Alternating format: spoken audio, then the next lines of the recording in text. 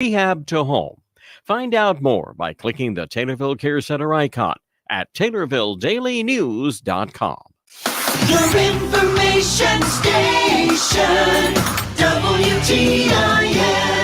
Welcome in to WTIM, your information station. My name is Tim Zalabak, your host of the WTIM Morning Show. Before we get going here with another great interview, we would like to thank our sponsors, People's Bank and Trust, where they put people first, and Landmark of Taylorville, where you always do better at Landmark. I got the Christian County 4-H Extension folks in the studio today. We have Sarah Martin, the County Director for the Christian County 4-H, and Jessica Jaffrey, the 4-H Youth Educator. How are you guys doing today? Good morning. Good. Thank you for having us. Absolutely. So glad to have you guys in today. Jessica, we've been talking about you in the past couple of shows. All good things. All good things. Of course. But we've been waiting on you to get in here so we can meet you. Tell us a little bit about your background. How'd you found the 4-H, and just a little bit about yourself. Yeah, so I started in the educator position back in November of this past year, so a couple months in. And I previously served. I've been working with Extension for almost 6 years. Wow. I was actually the program coordinator for 4-H and youth development in Jersey County. Wow, okay. So kind of a similar county, but a little far away, but within the same unit. So just enough similarities. So I feel like I know what I'm doing, right? Totally. But excited to kind of take on all 4 counties and work with all the different members, families, volunteers, all the great things that we have within 4-H. Awesome. A perfect hire right there. I mean, absolutely. Yeah. Couldn't have gotten much easier to transition right there. You're already aware of everything. Yeah. And we're always really excited to, Jessica was such a vital part of the Jersey County program in that coordinator position. So like she kind of said, she has some of that background and knowledge of 4-H. And those of us that have worked in 4-H or are a part of it know that it is a very complex thing. No 2 days are the same. I feel like I say that all the time. Yeah. So we're really thankful and grateful that she's a part of the team across the unit in a bigger way, and look forward to the programming and leadership she provides. Absolutely. We talked last time a little bit about employment opportunities with 4-H, and I worried in my head that it's such a dynamic position. You got to find someone so specific. So you found it in Jessica Jaffrey. Yeah. It's good to have you in the studio with us. Yeah, and it's good to have you in Christian County with the 4-Hers. It's just such a good time with 4-H. It's awesome. Let's talk about some of the upcoming stuff here. It's going to be happening all throughout the next couple of months. We're going to start with an interesting one here. I looked at this. I had no idea because I have no agriculture knowledge here, and I'm just learning about 4-H. Tell me about a beef weigh-in. What's the beef weigh-in? The beef weigh-in, kind of winter staple for 4-H. All kids who are showing market animals have to weigh in their animals. So we do our beef weigh-in. I think typically every year we do it about the second week in February within Christian County. So this year it'll be on Saturday, February 10th. At 8 a.m. out at Curtin's Farm. So we're really thankful for them to let us use their facilities out there. But that's all 4-H members that will be showing market beef. So they'll be showing in market classes out at the fair, or if they're planning on exhibiting at the state fair, they have to weigh in and get their animals tattooed. All right. This is an important one, and one that I was not aware of. You got to get to this if you want to compete. Yeah. So we usually have 4 or 5 or 6 families that show every year. So they come to the weigh-in. We always hope for as warm of weather as possible. So that's always good. I put in my order. I was gonna say, I was like, sometimes we're doing it in the frigid cold, but yeah. So any 4-H member that is showing beef steers at least need to weigh in. Okay, that's really good to know. A 4-Her told me once that the cold weather makes cows act up. Is that true? I think they also act up in the heat as well at the fair, so I don't know. Just hard all the way around. Yeah, just never a good time. It just depends. Yeah. All right. So hoping for good weather that day, and that'll be February 10th at 8 a.m. at Curtin's Farm, and that's for all the people looking to weigh some beef there before their shows. Okay, let's get into some events and some contests coming up here. I'm looking at the Christian County 4-H Showbook Cover Contest. You can have your art displayed for the year, looks like. Yeah, absolutely. So each year we do a showbook. For our 4-H members that explains all the exhibit requirements that they have to show at the local 4-H shows, and then also what they would be exhibiting if they went on to state fair. So it has everything from livestock to general projects like woodworking, cooking, all those types of things. Everything that they would need to be bringing to the fair is outlined in that. And what better than to show off the kids' artwork by putting it on the cover of that. So we hold a contest every year for the kids to turn in their artwork. There are some exhibit requirements or guidelines for them whenever doing that, just so we can make sure that it looks the best on the front of the cover. All that information can be found either on our Facebook page or on our website as well. But we ask that everyone get their designs turned into the office, either via email or dropping them off at the office by February 7th. All right, that's easy enough right there. We talked a little bit about this book, and it's almost like the 4-H Bible. You always have it on you. That's why it's absolutely. so cool to get Yeah. on the cover. Yeah. Oh, yeah. absolutely. Yeah. It's a staple, especially in our office, and hopefully each family utilizes it to know the rules and the dates and the deadlines and all that important stuff. Very important stuff. Very Right there. You got to important know the stuff. rules. But when mom's asking what time it starts and you don't know, you can look to the 4-H That's right. show book. That's a really cool contest right there. So one more time with the dates that you have to get those entered in at and where. Yeah, so you can drop off entries at the Christian County Extension office, or you can email them in to me directly. All by February 7th. Okay, yeah, easy enough. You got a little bit of time to do that, so it's approaching here. You guys good to move on to the next thing, or you guys anything more for the show book? All right, awesome. We're good. The 4-H Winter Photo Contest. This has been one that I've been thinking about because there's been opportunities for entries. Last time we talked about it, we haven't had any snow. Yeah, I know we talked about it, I think even before the holidays, Yeah. and I was like, hopefully by the time you turn it in, you'll have some pretty snow scenes. And Yeah. I know the ice was hazardous, but was pretty. So hopefully we got some pictures out of that. But yeah. Hopefully there were no injuries trying to snap that photo. Yeah, right there, for but sure. Definitely some cool times to take pictures there. What does this winter photo contest usually entail? Absolutely. So we do different photo contests throughout the year. Just trying to highlight the kids' skills. Kind of keep them always working on that kind of stuff. It's always so exciting to see the creative pictures that they turn in. Mhm. I'm always amazed every single time. And we really enjoy even sharing those projects or those pictures of the kids turning on our Facebook page. Wow. So it's exciting for everyone to kind of take a peek at what they're turning in. But yeah, just anything creative using their skills that they've learned through working through the project and capturing some type of winter themed photo. So if that includes something really cool with snow, we've gotten a little snow recently, or maybe the ice, Mhm. like Sarah said, not fun, but it is beautiful. Yeah. It's fun to Make look some- at, but make not to some be a cool- part of. Yeah, make yeah, some yeah. cool photos for sure. Mhm. So those are all due to us here at the Extension on February 23rd. And we'll be breaking them apart into a couple different categories. So Clover Buds, the 5 to 7-year-olds, and then your typical 4-H member, we're breaking apart into like a junior and senior. So those juniors would be 8 to 13, and then seniors would be like 14 to 18 years old. Photography levels right there could definitely range pretty easily, and it's really cool that you guys are spreading them out like that. Is photography one of the 4-H options for projects? Absolutely. And I'd say it's probably one of our more popular Yeah. projects. Yeah. The kids have some really incredible skills. It's really fun to see a kid who's been in photography for a long time to see their skills kind of progress over their 4-H career. But yeah, we have a good group of kids that participate in photography every year. So it's really exciting to see them kind of harnessing those skills throughout the year by participating in these contests. Absolutely. Yet another way to strengthen their skills here. And we're entering into even another field that 4-H covers. When you have your STEM topics and you have your arts, now you're even introducing your arts in there. Yeah. That's so important. Yeah. 4-H is so amazing because you have all the different projects. We think it's agriculture, but it's expanded so much in the past many years to include lots of different hobbies. So if kids are interested in it, we usually have a project in it. You guys have been open to that, right? I mean, if a 4-H'er brings up a cool experience to you, you guys can add that? Yeah, we always try to meet as many needs as possible, knowing we have limited staff time sometimes and volunteer times. Sure. But that's kind of what we're here to do, is meet needs for the youth in the communities, figure out how to make them grow and thrive to be, good members of society in the future. That's the goal. Totally. And this, it takes kids from age 5 all the way until they're 18 years old. This can be one of those things that they'll remember for the rest of their lives. When you're talking about those Clover Buds, age 5 to 7, do they have their projects already picked out, or are they still trying to figure out what they want? Yeah, they every Clover Bud's a little bit different. Sure. So of course you have some kiddos that they know exactly what they're passionate in. Some of these are even, livestock families. They can't show livestock as a Clover Bud, but they're definitely participating in, the stuff, the different responsibilities on the farm. So a lot of those kids will often do like posters on their livestock or those types of things. But then some other kids are just, whatever they're interested in for that month sometimes. I know. Whether it's beading crafts, or some kids will put together, little rockets or so. I mean, Yes. every Clover Bud is so different, and that's what makes that age group so exciting and fun to work with. I love it. That's so fun. I remember doing Shelby County 4-H fair, and one of the 4-Hers out there, I asked them, "You're going to be showing an animal today?" That's pretty much all the knowledge I knew, and that's the only thing I knew how to ask. No, I can't show cattle yet, but it's such a thing that they can look forward to, and they're building up their skills until that point. It's just such a well laid out program. And guys, I'm happy you guys are here with me today.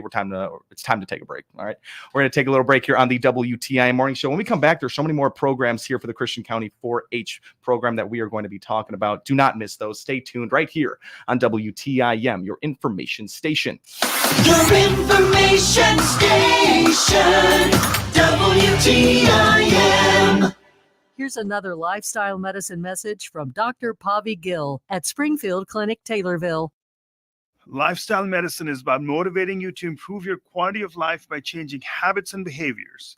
We'll work together to help reverse and prevent diseases such as type 2 diabetes, coronary heart disease, hypertension, and more.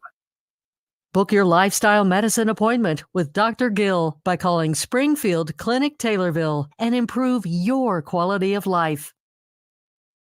People's Bank and Trust, where they put people first, are proud to continue their long-standing sponsorship of honoring Taylorville High School Students of the Month on WTIM's many platforms on AM, FM, and streamed online, and on WMKR Genuine Country 94.3. My name is Tristan Anderson. I'm the Taylorville High School Senior Student of the Month. My parents are Jeremy Anderson and Crystal Anderson. My extracurricular activities I participate in are soccer and basketball. My interests and hobbies are sports and hanging out with my friends. My future plans are to become an lineman or an electrician, and my favorite subjects are computer concepts and forensic science because cybersecurity and science interest me. People's Bank and Trust, where they put people first, salutes these great Taylorville High School students on this honor and wish them the best in their future. People's Bank and Trust, member FDIC.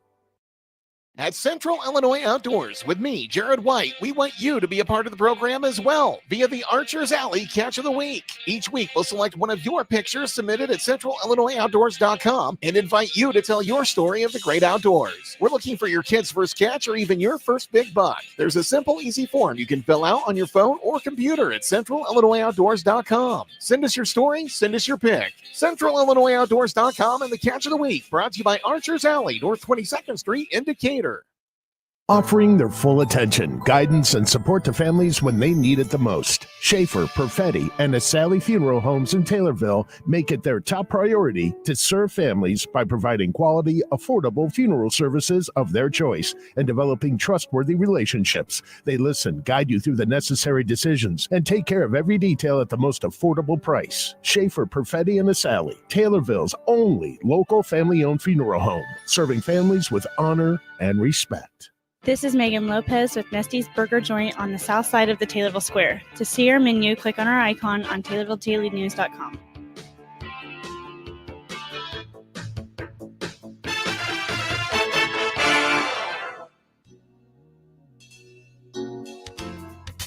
This is Shawless Nagel, Executive Director at Kimmer Village in Assumption. To learn more about our services, click on our icon at TaylorvilleDailyNews.com.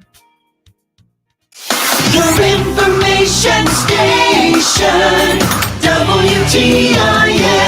Welcome back to WTIM, your information station. We are in the midst of the WTIM Morning Show. I'm Tim Zalabak, your host. Before we move forward with this great interview, let's thank our sponsors that make it possible. People's Bank and Trust, where they put people first, and Landmark of Taylorville, where you always do better at Landmark. In the studio, we have the Christian County 4-H folks, Sarah Martin, the County Director, and Jessica Jaffrey, 4-H Youth Educator. Guys, it's been super fun today. Let's hop right into yet another skill expanding experience for these 4-Hers, the public speaking contest. What do we got here? Yeah, so our public speaking, that is, again, another project that the kids can participate in, communications. And the public speaking contest is always fun because it's our first official 4-H show for the year. Mm-hmm. So it kind of kicks off the show, and then most of our other shows we don't get into until late July, but it's exciting to kind of start dipping our toe into it.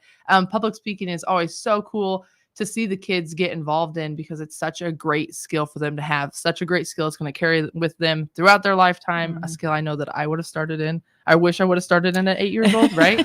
But it's so exciting to see them develop these skills to speak more confidently, to express themselves. So this year's 4-H public speaking contest will be on March 14th out at the Christian County Extension office, starting at 6 p.m. So we have two groups, or 2 age divisions, I should say. We have like a beginner age division that is 8 to 13-year-olds, and then a more advanced, so kids who maybe been participating in the contest or participated in the project for longer, and that would be like 14 to 18-year-olds.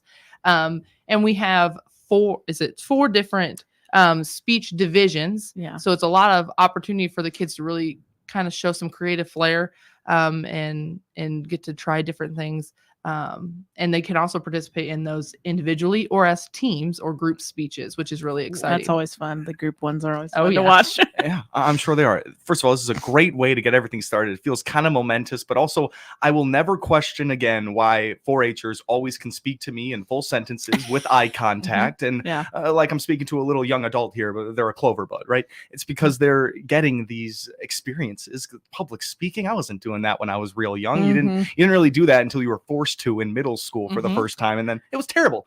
So I mean, this is perfect start. And if it's their first time really getting into the projects, into that scene, they're getting a good introduction to it, just speaking in front of a crowd. What does that do to a child? You guys see it? I mean, do you see a kind of a quieter kid, and it manifests into just a wonderful communicating kid? Yeah, absolutely. I'd say we even see it because within the clubs, the kids have to do short demos or speeches to participate in their show experience. So you get to see it a little bit there. I've seen kids who had to start their very first speech with their back turned to their club.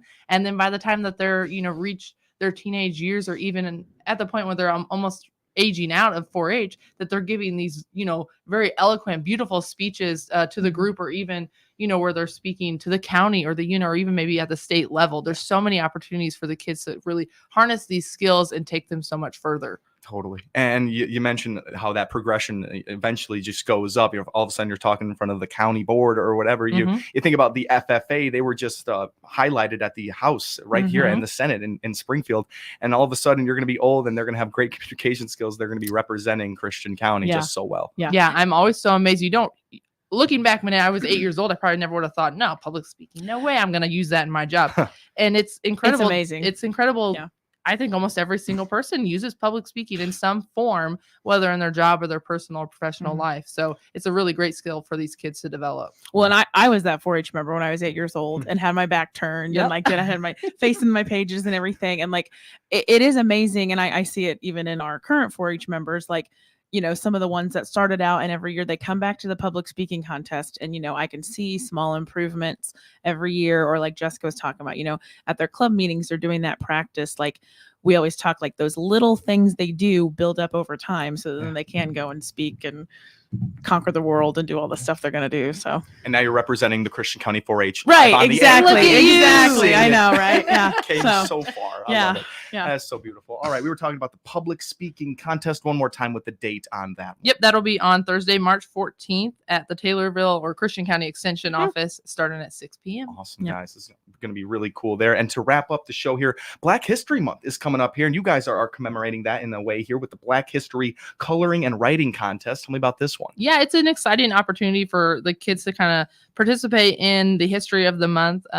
We do 2 different opportunities. There's a writing contest, a creative writing contest, and then also a coloring contest. So kind of any skill level or any age division can participate in those 2 different contests to really celebrate Black History Month. Cool. Yeah. And yet again, we're not talking about a field of learning or this or that, but now we're talking about becoming more historically knowledgeable. I mean, you're building fully well-rounded kids right here. This is awesome. Yeah. We've probably done this the past 3-4 years. So it's a somewhat new kind of opportunity that we're offering, and we've seen really great feedback and success from it. And again, it's just a small little thing to get youth exposed to maybe a different culture, like historical information that they might not know, and then another way to just engage them creatively or different things. So, and when you're trying to get a full comprehensive view, as the 4-H does, and this is a part of it in society, as we are thinking about these types of things and we're becoming more sensitive, the kids got to know as well. Yeah, absolutely. And there's also lots more information about how youth can participate in this contest on our Facebook page and on our website. A whole description and breakdown of the different groupings of the kids will be broken apart into and how they can participate. I love that. Let's move right into that. Where can people go for a contact or to email any of you guys if they have questions on what we talked about today? I definitely think what Jessica said, like our Facebook and website, we try to keep as updated as possible with events and updates. I can share my email. It's Martin1, MARTEN1 at illinois.edu. That's often the best way to contact us lately is by email, just because Jessica and I both travel quite a bit with different offices, but phone is also available. So our Taylorville office phone is 217-287-7246. Perfect. Thanks so much for coming in today, guys. I loved it. Thank you. Great one today. That was Sarah Martin, the county director, and Jessica Jaffrey, 4-H youth educator for the Christian County 4-H. I've been Tim Zalabak, your host of the WTIM Morning Show. Thanks for listening. Which has been fighting to keep the southern border open while Abbott is trying to secure the